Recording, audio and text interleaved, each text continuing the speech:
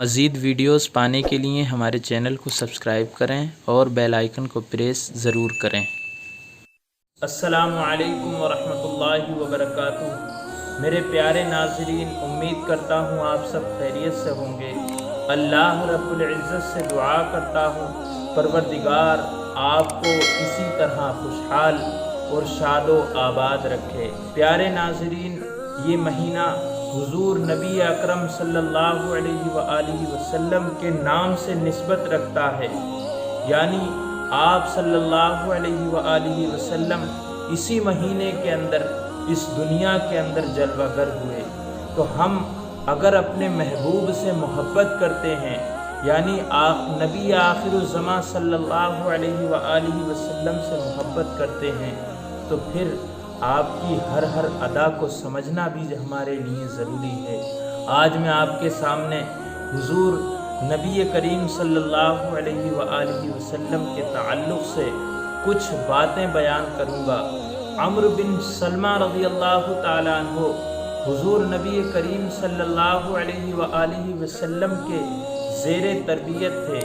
یہی عمرو بن سلمہ رضی اللہ تعالیٰ عنہ روایت کرتے ہیں کہ میں کھانا جب کھاتا تھا تو میرا ہاتھ پوری پلیٹ میں گھوما کرتا تھا، کبھی یہاں سے نوالا مار لیا، کبھی وہاں سے مار لیا، کبھی وہاں سے نوالا مار لیا، البتہ پوری پلیٹ میں میرا ہاتھ گھوما کرتا تھا۔ نبی آخر الزماں صلی اللہ علیہ وآلہ وسلم نے ایک دن دیکھا کہ آپ اسی طرح سے کھانا کھا رہے تھے، تو آپ نے فرمایا کہ پہلے بسم اللہ پڑھو، اس کے بعد دائیں ہاتھ سے کھانا کھاؤ، اور جو تمہارے سامنے یعنی جو تمہارے پلیٹ کے کنارے پر موجود ہے وہاں سے شروعات کرو، یعنی وہاں سے کھاؤ۔ حضرت ابو ہریرہ رضی اللہ تعالیٰ عنہ بیان کرتے ہیں کہ حضور نبی کریم صلی اللہ علیہ وآلہ وسلم نے کبھی کسی کھانے کے اندر عیب نہیں نکالا۔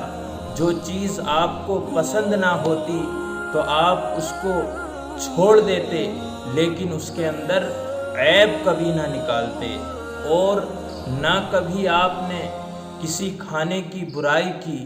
ایک مرتبہ صحابہ اکرام رضی اللہ عنہم نے عرض کیا کہ یا رسول اللہ، ہم کھاتے ہیں لیکن ہمارے کھانے میں برکت نہیں ہوتی۔ تو حضور نبی کریم صلی اللہ علیہ وآلہ وسلم نے فرمایا کہ تم الگ الگ کھاتے ہو نا؟ تو صحابہ اکرام نے عرض کیا یا رسول اللہ ہاں۔ تو فرمایا کہ تم ایک ساتھ کھایا کرو اور بسم اللہ پڑھ کے شروع کیا کرو، تمہارے کھانے میں برکت ہوگی۔ حضور صلی اللہ علیہ وآلہ وسلم کو سرکہ بھی بہت پسند تھا۔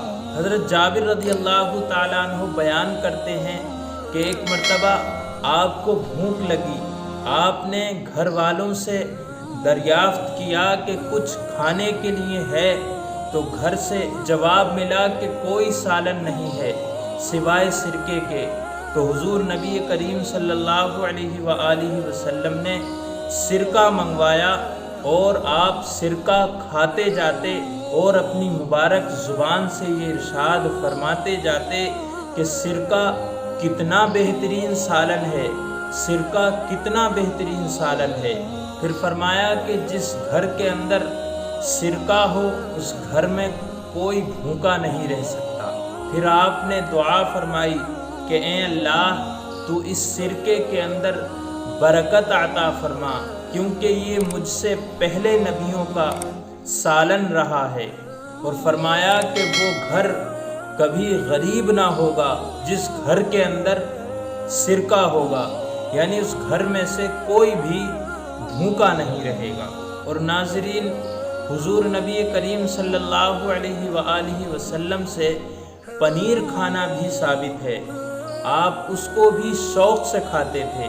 حضرت عبداللہ ابن عمر رضی اللہ تعالیٰ عنہ سے روایت ہے کہ غزوہ تبوک کے موقع پر نبی آخر الزماں صلی اللہ علیہ وآلہ وسلم کے سامنے پنیر پیش کیا گیا، تو آپ نے چھری طلب کی، اس کے بعد آپ نے اس کو کاٹا اور اس کو استعمال میں لے لیا۔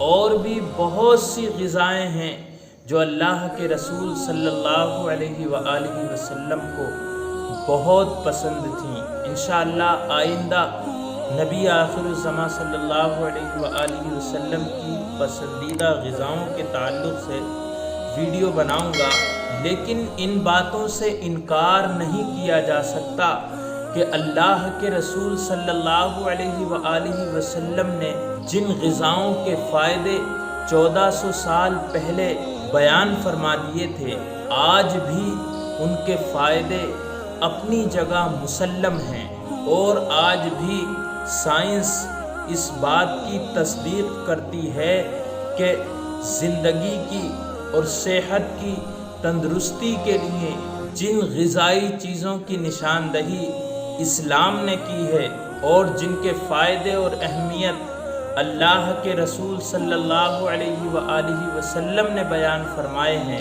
وہ صحت اور زندگی کے لیے لازم ہیں۔ لہذا ہم مسلمانوں پر فرض ہے کہ جو حضور نبی کریم صلی اللہ علیہ وآلہ وسلم پسند فرمایا کرتے تھے، ہم بھی ان کو پسند فرمائیں، اور جن چیزوں کو اللہ کے رسول صلی اللہ علیہ وآلہ وسلم ناپسند فرماتے تھے، ہم بھی ان کو ناپسند فرمائیں۔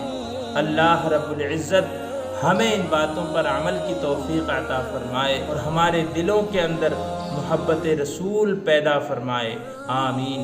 ملتا ہوں کسی اور ویڈیو میں، تب تک کے لیے آپ اپنا اور اپنوں کا خیال رکھیے، ناچیز کو بھی دعاؤں میں ضرور یاد رکھیے۔